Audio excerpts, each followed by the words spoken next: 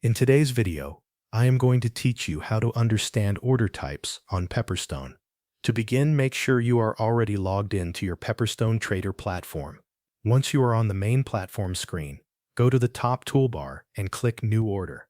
This will open the Place Order window, which is where you can view and choose the different order types available for trading. When the Place Order window appears, look to the left side of the window. Here you will find the Order Type menu.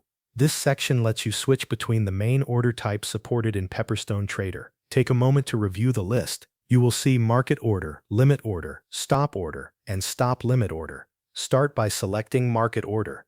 This option is used when you want to place a trade at the best available current market price.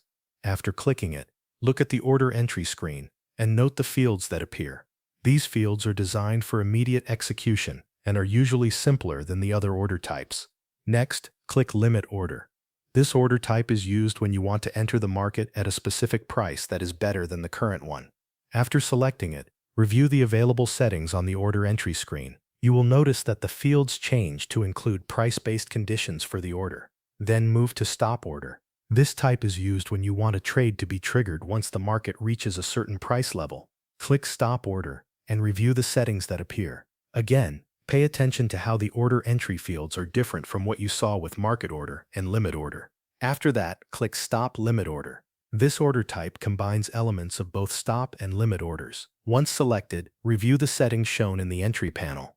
You should see that this option includes more detailed price controls than the previous types.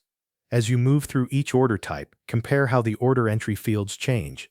This is an important part of understanding how each type works. The different fields help show when the order will be activated and how it will be executed once market conditions are met. Before placing any trade, make sure you clearly understand the available order types and the purpose of each one. This will help you choose the correct setup for your trading decision and reduce the chance of entering an order incorrectly. Thanks for watching. That covers everything you need to know.